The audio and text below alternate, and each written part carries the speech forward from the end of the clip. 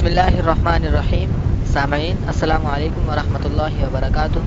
ये सीडी आपकी खिदमत में शोबा दारुल इशाअत कराची की जानिब से पेश की जा रही है। मिलने का पता दारुल इशाअत उर्दू बाज़ार कराची पाकिस्तान। Email ishaat@digicom.net.pk। बिस्मिल्लाहिर्रहमानिर्रहीम।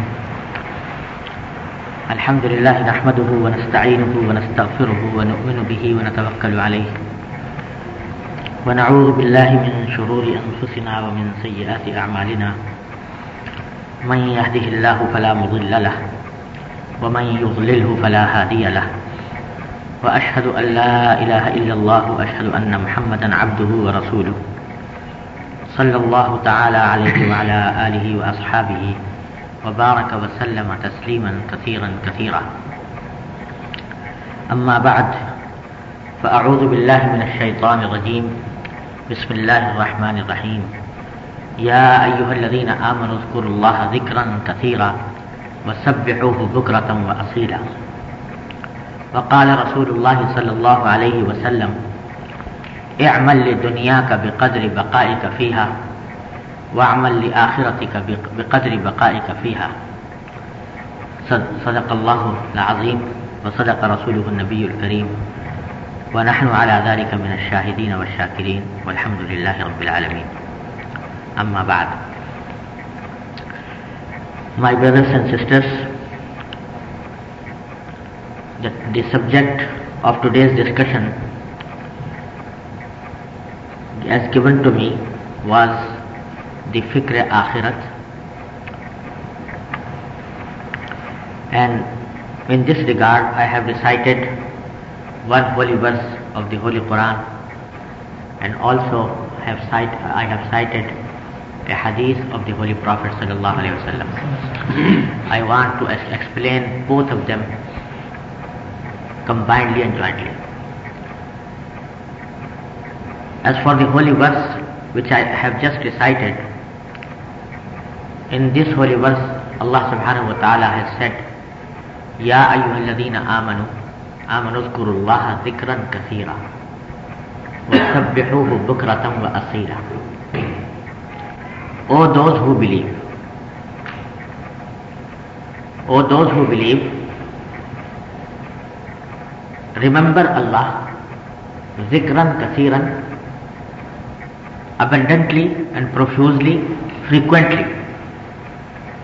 وَسَبِّحُوهُ بُكْرَةً وَأَصِيلًا, and sanctify His name both in the morning and in the evening. This is the translation of the holy verse I have just recited. The hadith of the Holy Prophet sallallahu alaihi wasallam, which I have just mentioned, says, and the Holy Prophet ﷺ addresses all the Muslims and says, "I'mal li dunyaka biqadri baqaika fiha." Act for your worldly affairs, for your mundane affairs, biqadri baqaika fiha, to the extent you are going to stay there in this world. Wa'amal li akhiratika biqadri baqaika fiha, and act for your other life, that is life hereinafter. Act for that life to the extent of your to the extent you are going to stay there. These are, one is the holy verse and the other is the hadith of the Holy Prophet sallallahu alaihi wasallam. The holy verse emphasizes on remembrance of Allah subhanahu wa ta'ala, which is called in the Islamic terminology zikrullah, and the hadith emphasizes on remembrance of the akhirah, the life hereinafter, and emphasizes on the fact that a Muslim should act for his worldly affairs to the extent he is going to stay in this world, and he should act for the akhirah to the extent he is going to remain there. Both this verse and the hadith are correlated in the sense that remembrance of Allah always is followed by the FIKR-E-AAKHRAT. Always followed by the FIKR-E-AAKHRAT. So, let me first explain the holy verse and then the hadith. The holy verse says that, oh those who believe, and this is a very common expression found in the Holy Quran. When you open the Holy Quran, you find this expression many times. Allah subhanahu wa ta'ala addresses the Muslims in these words, with these words. Oh those who believe, Ya ayyuhalladhina amanu, Ya ayyuhalladhina amanu, Ya ayyuhalladhina amanu. And this is a very special type of addressing. To explain it, I would say that if somebody calls a person, there are two ways, there are two choices before him. Either he calls him by his name, or he calls him with reference to his relationship with him. For example, if a father calls his son, one way is that he calls him by his name. Oh Mahmud, for example. But the other way is that he calls him with reference to his relationship with him. For example, he says, oh my son. And it is evident that the second expression is more loving, more sweet for a son when his father addresses him with reference to his relationship with him. This expression, this form of addressing is sweet for him. So Allah subhanahu wa ta'ala, instead of calling us by our names, He addresses us with our relationship with Him. That is the relationship of Iman. So when He says, oh those who believe, or Ya ayyuhalladhina amanu, it is just like a father calls a son and says, oh my son. So this expression actually has been adopted in the Holy Quran frequently, and it has been adopted in order to invite the attention of the addressee, that what is being mentioned after this is out of love of Allah with His slaves. So this is very special kind of expression which has been adopted in the Holy Quran now and again. With this form of addressing, Allah subhanahu wa ta'ala orders us and says that you should remember me, that is Allah subhanahu wa ta'ala, abundantly, frequently. You should make my zikr abundantly and profusely and frequently. And you should sanctify my name both in the morning and in the evening.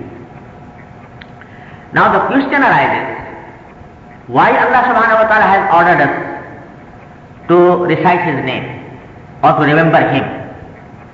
Whether Allah subhanahu wa ta'ala needs our remembrance, or if we remember Him, whether He benefits from our remembrance or from our zikr? Evidently no. Because Allah subhanahu wa ta'ala is need free. Allah subhanahu wa ta'ala has no need to that a slave of Him remembers his name or does not remember. If all the human beings on the face of the earth are unanimous on the point that we will not remember Allah subhanahu wa ta'ala for a moment, for example, there is Allah subhanahu wa ta'ala, there is no harm for Allah subhanahu wa ta'ala. Nobody can injure the feelings of Allah subhanahu wa ta'ala by rejecting His name. If all the human beings on the face of the earth are united and they remember the name of Allah at every moment, the Allah subhanahu wa ta'ala gets no benefit out of their remembrance. So when He orders us to remember Him, to make His zikr, it is evident that there is no benefit of Allah subhanahu wa ta'ala. It is for our benefit that Allah subhanahu wa ta'ala has ordered us to recite His name, to make His zikr. What is that benefit? That benefit is that if you think in depth, you will find that all the offenses, all the crimes, all the sins, all corruption found on the face of the earth actually is due to only one factor. That factor is that a person forgets his Creator, forgets Allah subhanahu wa ta'ala. If a person does not forget Allah and remembers Him all the time, he cannot commit a sin. For example, if somebody drinks wine, so when he drinks wine, he is not mindful of Allah subhanahu wa ta'ala. If had he been mindful of Allah subhanahu wa ta'ala, he would not drink wine. If somebody steals the property of some other person, it is due to the fact that he has forgotten Allah subhanahu wa ta'ala. He is not mindful of Allah subhanahu wa ta'ala. If somebody commits adultery, if somebody commits robbery, at that time he is not mindful of Allah subhanahu wa ta'ala. Had he been mindful, he would not have committed such a sin.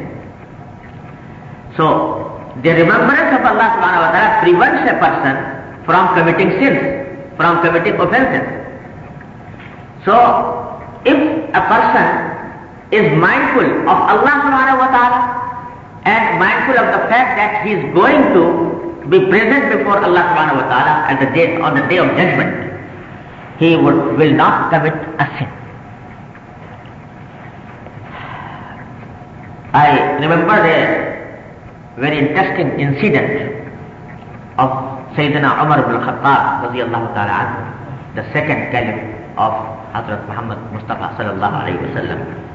When he was Amirul Mu'mineen, when he was Khalifa of Muslimin, and perhaps you know that at that time he was the ruler of more than half of the world. More than half of the world.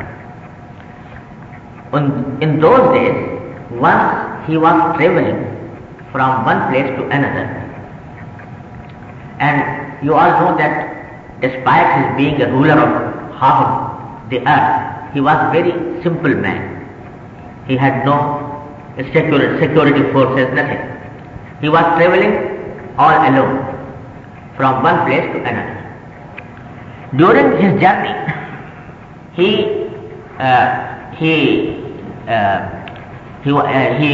felt himself hungry and needed meals. And you know that at that time there were no hotels, no restaurants.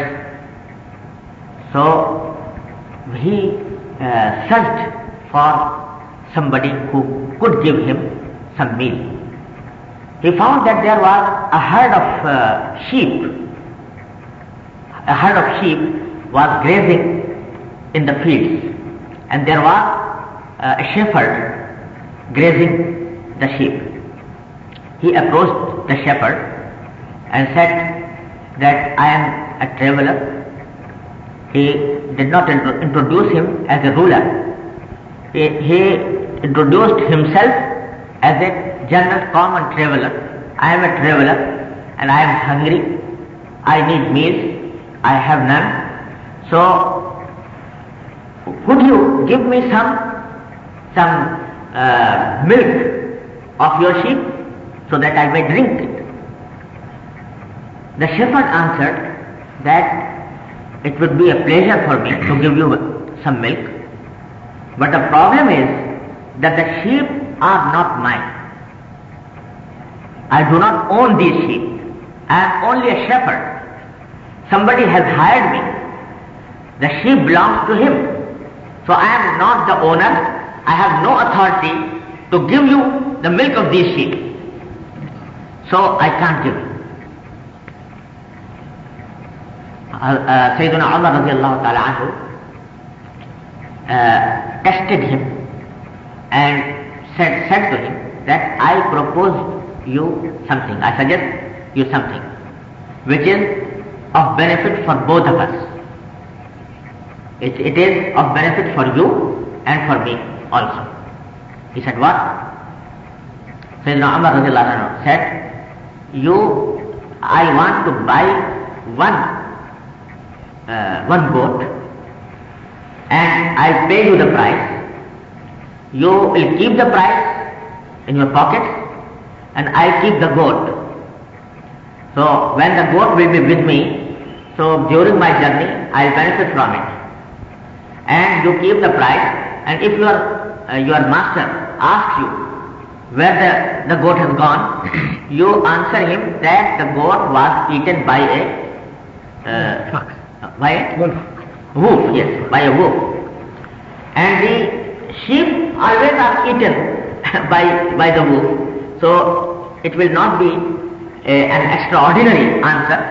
So you could tell him that the wolf has eaten the goat. So in that case, it will be of benefit for both of us. I'll keep the goat, you will keep the price. When the shepherd heard this, immediately he said, Oh person, if I do so, then where is Allah? Where is Allah subhanahu wa ta'ala? I can't do this. I may deceive my master, but I can't deceive Allah subhanahu wa ta'ala. So he was mindful of the presence of Allah all the time, even in the jungle, even in the loneliness, even in the solitude. So when Sayyidina Umar heard this, he said that as so long as the Muslims like you are found on the face of the earth, the Muslim Ummah shall not go astray. Because you are so mindful of Allah subhanahu wa ta'ala that you do not do such corruption. So this is the basic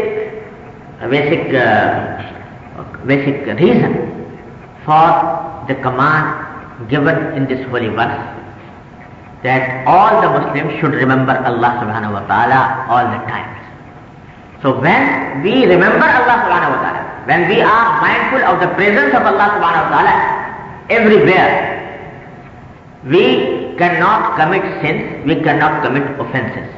All the cruelty, all the offenses, all the sins found on the face of the earth are actually due to only one factor, that is the human beings forget the presence of Allah subhanahu wa ta'ala. So the zikr of Allah subhanahu wa ta'ala invites a person to refrain from sins.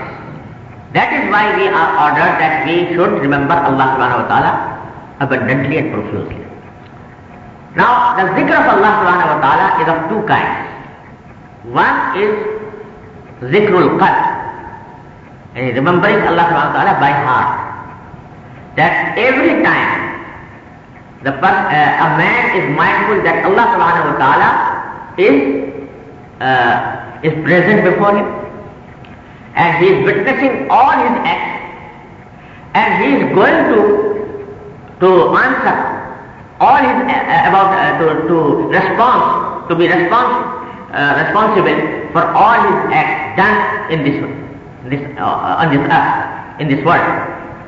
When a person is so mindful of Allah subhanahu wa ta'ala, it makes him refrain from committing sins. So this is the zikr by heart, remembrance by heart. The other kind is remembering by tongue. That is a zikrul lisan,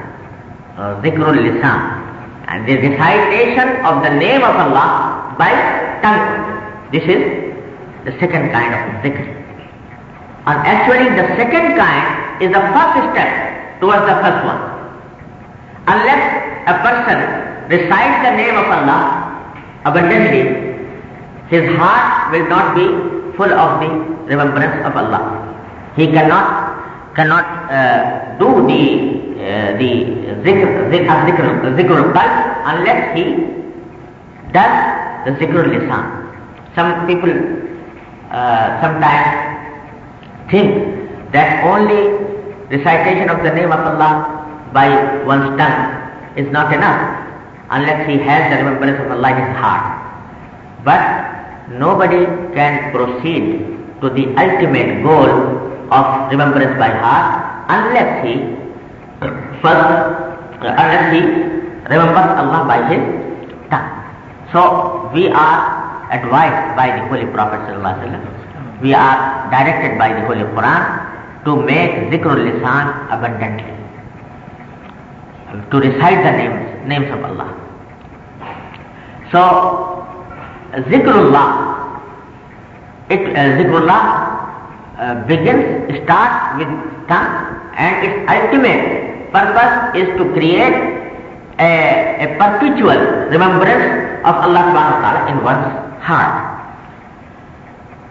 How to make this zikr?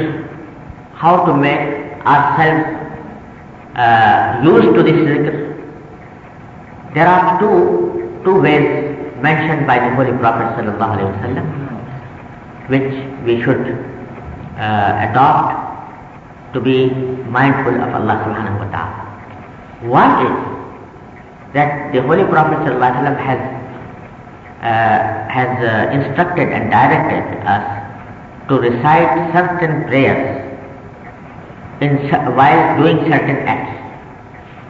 For example, the Holy Prophet ﷺ has instructed us that when you enter the mosque, you pray Bismillah wa salatu wa salam ala Rasulillah sallallahu alayhi wa sallam, Allahumma ftahli abwaba rahmat. When you come out of the mosque, you say Bismillah wa salatu wa salam ala Rasulillah sallallahu alayhi wa sallam, Allahumma inni as'aluka min fadli. When you take your meals, you say Bismillah ar-Rahman ar-Rahim.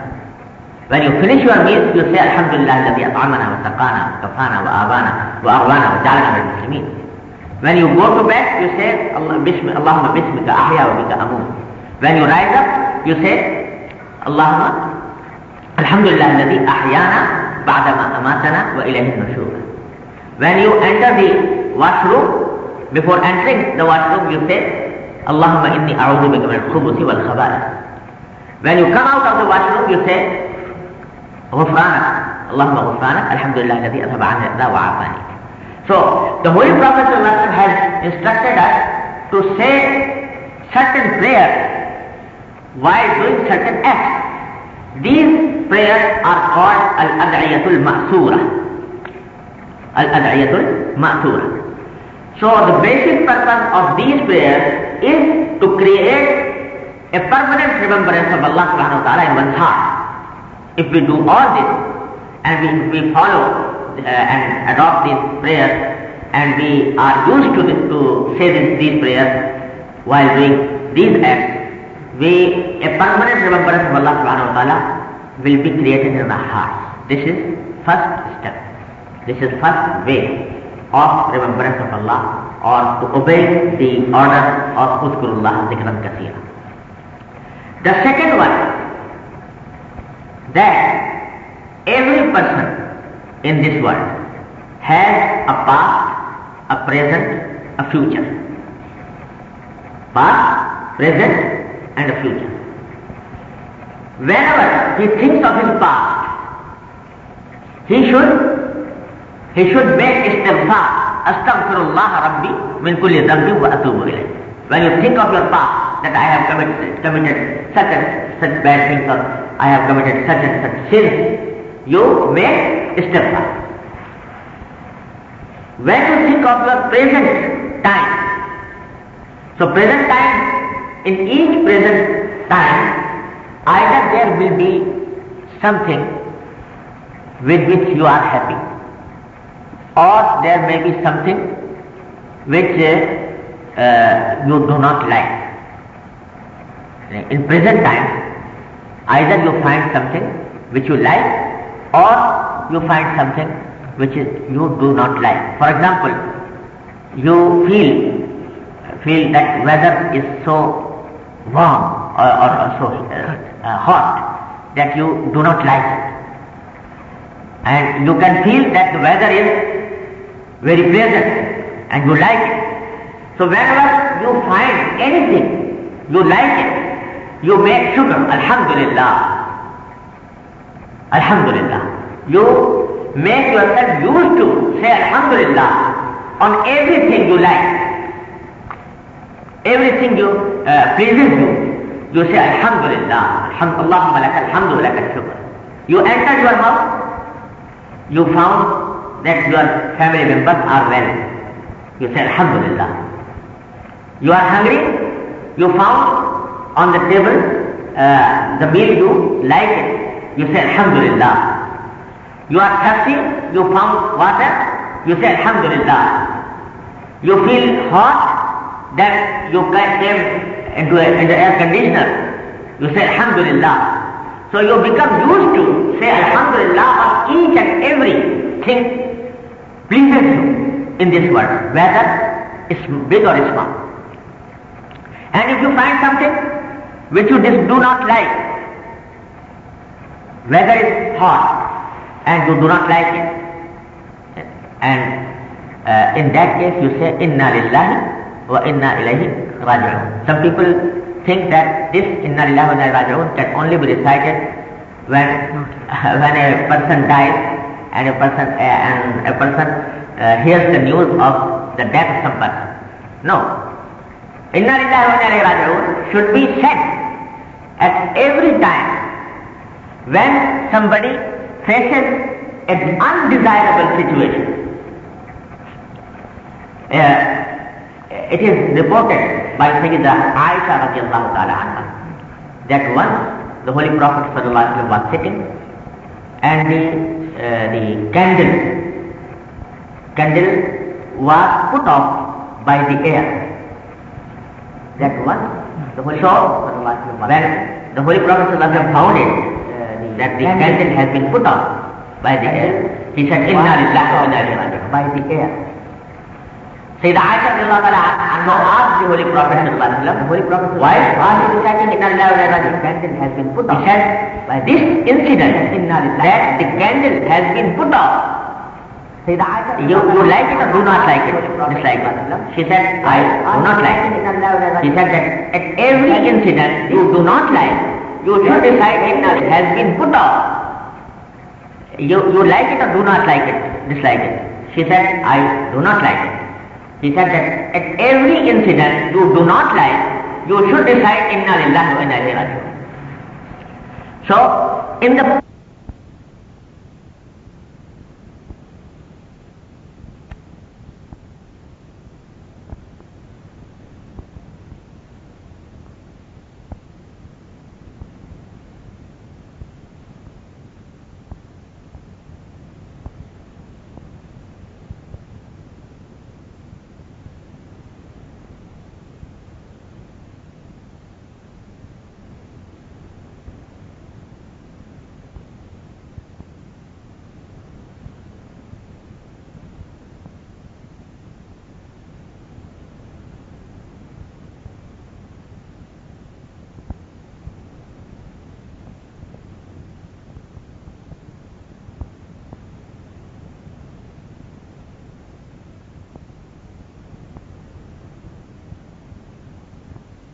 will be filled with the remembrance of Allah subhanahu wa ta'ala, and we can be able to obey the command of Allah subhanahu wa ta'ala when He says Ya ayyuhalladhina amanu dhkurullaha dhikran kathira.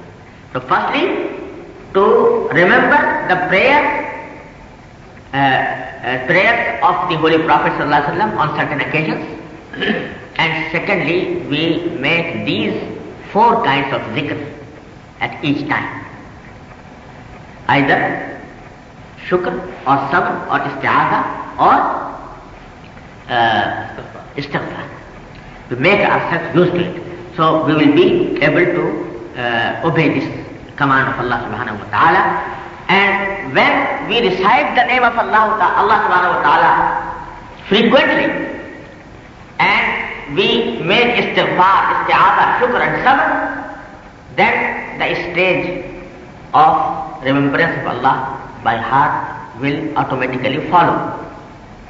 And all the ultimate goal of all the Islamic efforts is to create in one's heart the ruju' ila Allah, inabat ila Allah. Wa inabat ila Allah can be achieved through these simple methods. This is a simple explanation of this holy verse, Ya ayyuhalladhina amanu dhkurullaha dhikran kathira wasabbihuhu bukratan wa asila. This is very practical and very simple and very easy way to attain the zikr, the state of zikr of Allah subhanahu wa ta'ala. Now coming to the hadith of the Holy Prophet sallallahu alaihi wasallam, when he says, "I'mal lidunyaka biqadri baqa'ika fiha."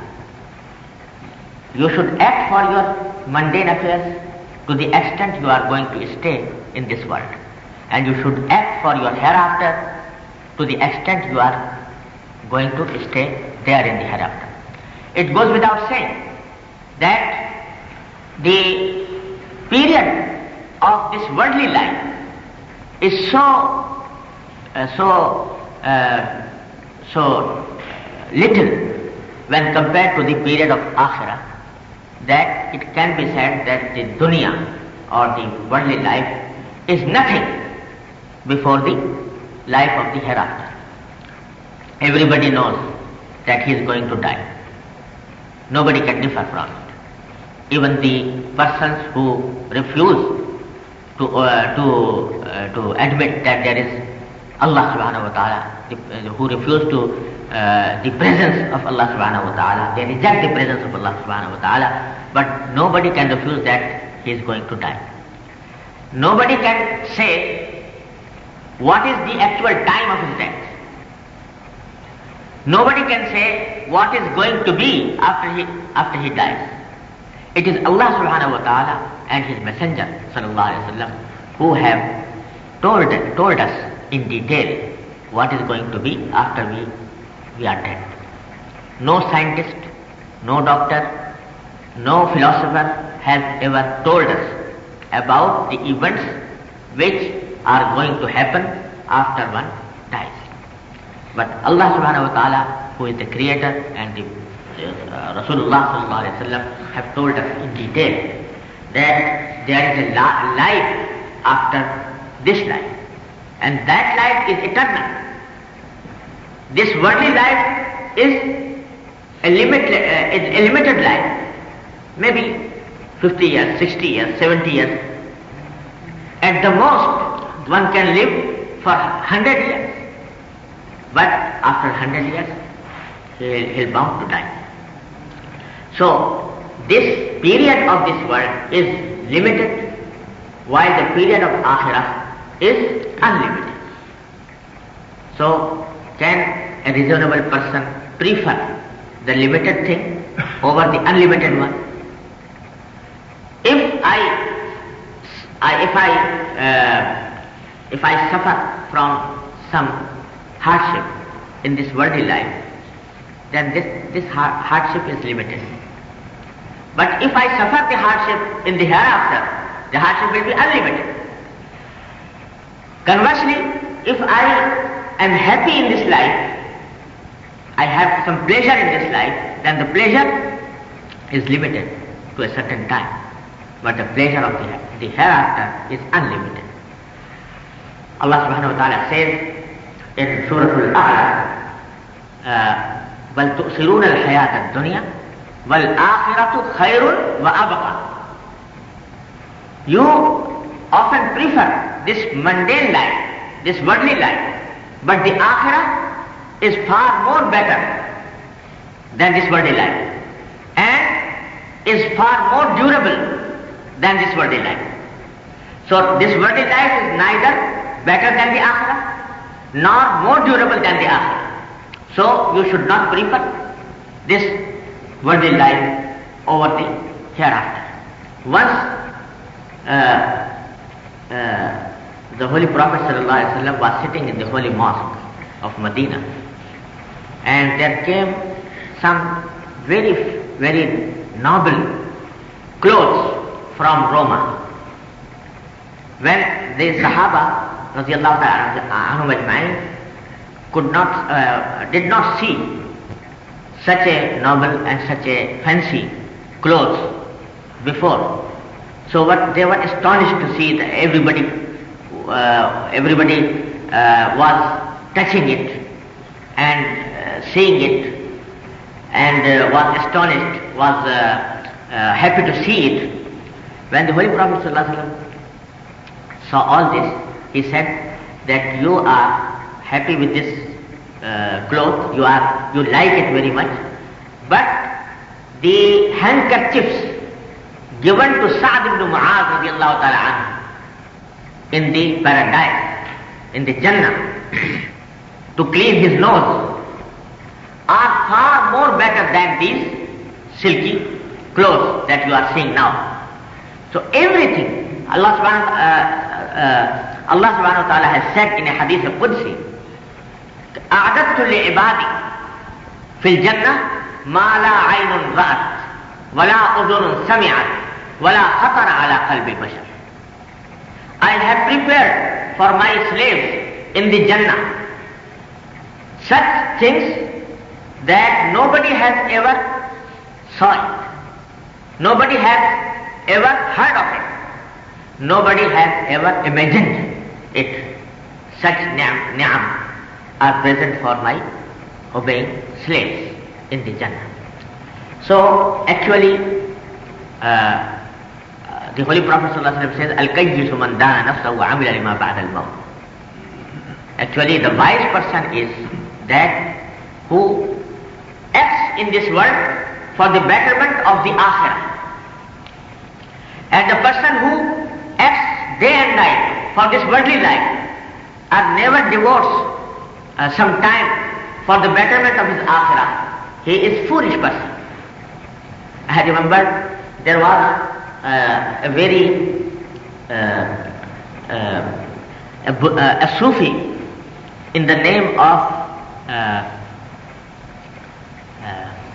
in the days of Harun al-Rashid, the Abbasid Caliph.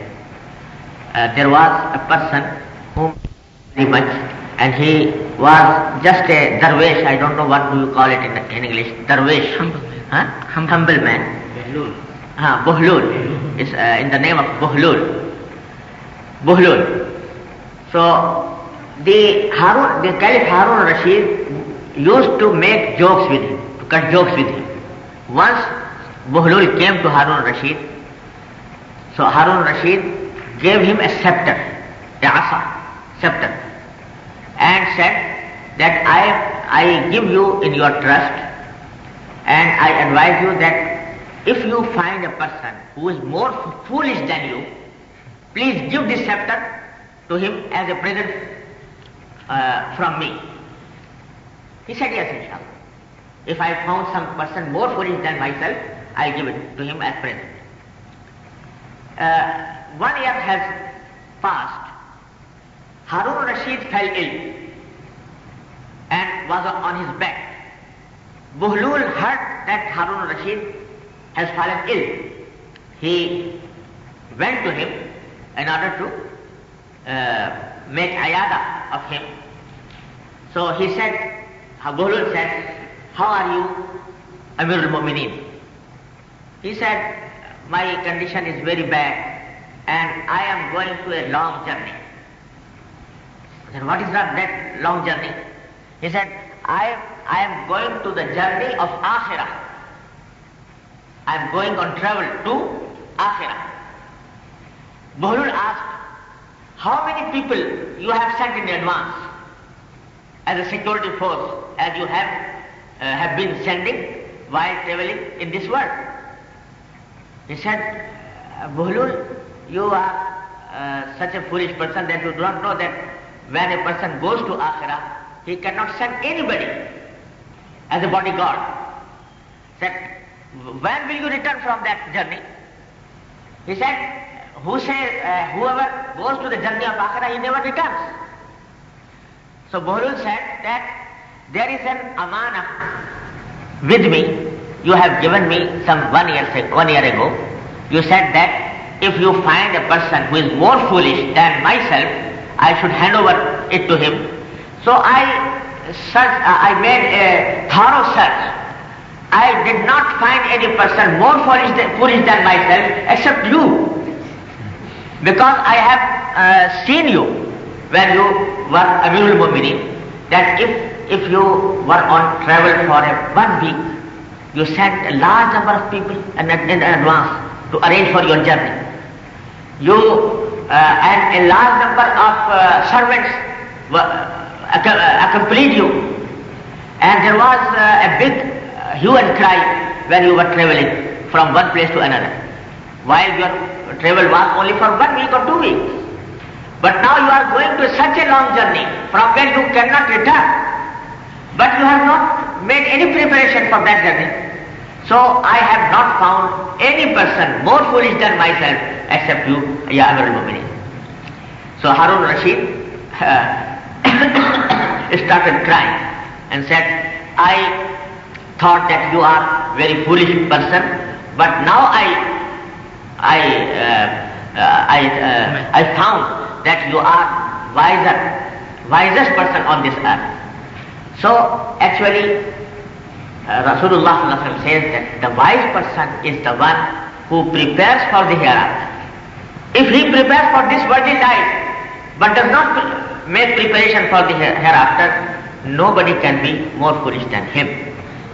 Because the Akhirah is the ultimate goal and it is the eternal life, and it is khairun wa abqa. It is far more better and far more durable than this worldly life.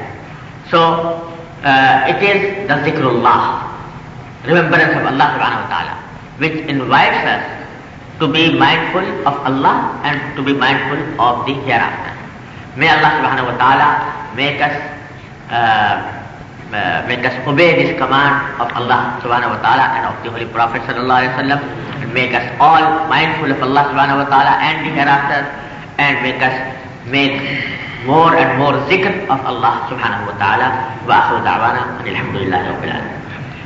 We'll take questions, but we have some guests from Tampa and they have to space. Inshallah, if we inshallah know the correct qibla, how many degrees away from that can we pray and our salah be accepted? Actually, one should try to face the qibla as so exactly that he can. And to the best of his possibility, he should be in exact direction towards qibla. But if he does not know the exact direction, in that case, if he has diverted himself up to 45 degrees in the right and up to 45 degrees in the left, within this limit, the salah will be correct, will not be fasid, will not be void. And one should try to be as punctual and exact in the direction as he can. But in case he does not know, so if he was diverted within 45 degrees, the salah is valid. But if he has diverted himself above 45 degrees, then the salah is not valid. You use a word in there that I have a question concerning. You said if he does not know. Yeah. The exact direction. If he plays in that day, he finds out that it was the wrong direction. That is another question. The question is that he knows when the qibla is. Yes. He knows it. Yes. Yeah, he knows when the qibla is. Yes. But he is praying a bit different direction. Yeah. What is the angle? Yes. If he knows the correct direction of qibla, exact direction of qibla, and in spite of this, he diverts himself a little bit, it is a sin. He should not commit that sin. But if he committed that sin, even in that case, the salah is valid provided that his diversion is not more than 45 degrees. Okay, I'll Yeah. leave that for next. All right, and one more question, inshallah. Yeah. Concerning meat. Meat. If the person who slaughters the animal is non-Muslim, you know that he's non-Muslim, and that Allah's name was not mentioned. Was not mentioned. Yes. Should you Eat that meat? No. Under no circumstances. No. It is haram, totally. ولا تأكلوا مما لم يذكر اسم الله عليه وإنه لفسق. Bismillahirrahmanirrahim. I have a question. It is about TV and this type of TV and broadcasting and commercial. I was sent here. I had a scholarship here for the CNN News. Yes. And before I came here, some people warned me and told me that you should find another job, you should find another thing, and because this one is all filled of sins and filled of,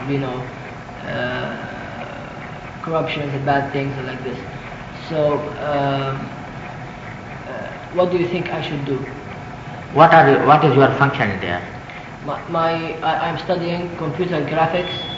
Yes. It is the special effects and videotape editing, just editing and graphics. So, are there some programs? No, it is like drawing. It's like drawing. You invent it. You invent. Like someone wants to write his name in a special way, like it's coming from the earth, it goes up, like, some effects with it, some sound, some... Yeah, it has nothing to do with... With pictures? And it has nothing to do with against Islam, like bringing some lady or doing for wine or something against Islam. But just writing the names? Writing names, apple, something flying, effects, some effects, special effects. And some pictures of some animals? Could be some animals pictures, yeah. If there are some pictures of animals or any other thing which is against the... It's actually not pictures, Yes. it's not drawing, it's Yes. actually the real picture, like it's a photograph. Like I take your picture on a camera, then I can do whatever I want with it, like make your hand move, make you flip. Yeah. Yeah, but it's not drawing, it's not like drawing an animal, Yes. or giving life to it. Very I mean, it's just you do not draw, you do not do drawing of animals. No, I just take the normal picture and move it. A picture, not a drawing. A picture. So actually, even moving the pictures, Yeah, even if it is they are photographed, yeah. it is not allowed by Sharia. So this function is against the dictates of Sharia. But you should find a better job. Unless you find it, you can resume this job and simultaneously you make istighfar from Allah subhanahu wa ta'ala. But you should try to find another better job, another clean job. Okay, what about directing? Directing movies? Movies. Be a director. Ah. Choose Films. actors, Films, still yes. direct. It also same thing, haram. Because some people told me, if you leave this job, and all the Muslims leave this job, in my belief, I think that the best way to spread Islam is through this way. For me, like you saw the film, The Message. If the director is not Muslim, and the guy who read the script is not Muslim, then who will do it? Nobody will do it. Then the message, the movie will not be shown. Actually, I think that it is a weapon with two ways. You can use it in a good way, you can use it in a bad way. That is what my belief, so that's why I came here. But also to make my iman more, that's why I'm asking you again. Actually, I have given very anxious thinking on this subject, whether these films whether these movies can be used for propagating Islam or for preaching Islam. And I came to the conclusion that actually in the present day circumstances, it is impossible for, especially in this country, to use these media for the betterment of Islam or Muslims. And it will be a wrong concept that we should resume such a job in order to propagate Islam. I am afraid that you will not be able to do so. So the better way is to leave this job and to find another job. But unless you find it, because the Holy Prophet ﷺ has said that قَادَ الْفَقْرُ يَكُونَ كُفْرًا. Sometimes if someone leaves his job and he faces some hardships, then in that case the worst result can follow. So we do not advise to leave the job at once. We advise that you should find another job which is clean from these sins, and then adopt it. But unless you find it, you can resume with istighfar. Astaghfirullah Rabbi. Thanks, brother. We have very few minutes. Yes. Okay, what can you comment on the wudu with shoes? You know, some people they make masah. Shoes. Yes. On shoes. Shoes or on socks. Socks and shoes. Some people, you know. Socks are of two kinds. If the socks are made of leather, then the masah is jais, is allowed. But if the socks are of cloth, like I am wearing, the masah is not allowed in any juristic opinion of Hanafi, Maliki, Shafi, Hanbali. No jurist has allowed it. Okay, can you pray with it if you are on wudu? Yes, of course. If you are on wudu, you have washed your legs, then in that case you can pray wearing the socks, provided they are clean. Okay. The television and music, what can you comment on that? Music is not allowed. Music. And the television of today is a composite of a number of sins. So one should not keep the television in his home. One should not use it. But and the music is obviously haram. Okay. About the imam, if he wears a tie, Yes. and you know, can we pray behind him? Actually, the tie is said to be a symbol of the cross of the Christianity. I don't know. I'm not sure that its origin is like this, but it is.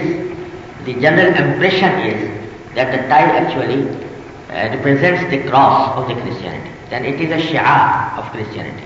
So a Muslim should not adopt such a shi'ar, and particularly at the time of praying.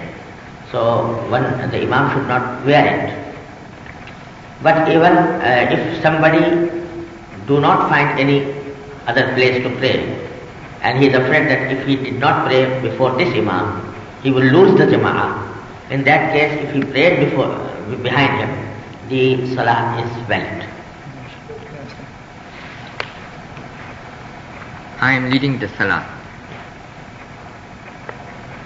and after Surah Fatiha, the Muqtadi won't ask me to stay a while so they can read Surah Fatiha. Number two, I am leading the salah, and Number one, let me answer the first question. Actually, the recitation of Surah Al-Fatiha is wajib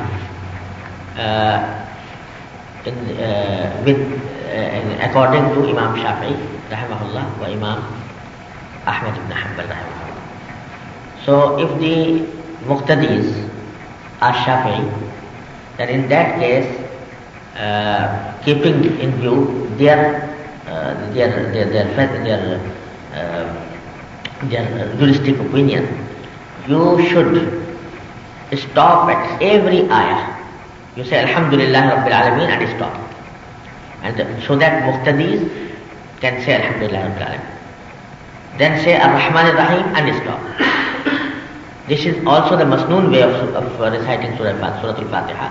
And the Shafi'i Muqtadis will find an opportunity to say Alhamdulillah Rabbil Alamin. Instead of giving them a more space after finishing the Surah Fatiha, it is more advisable to give them opportunity between the ayahs.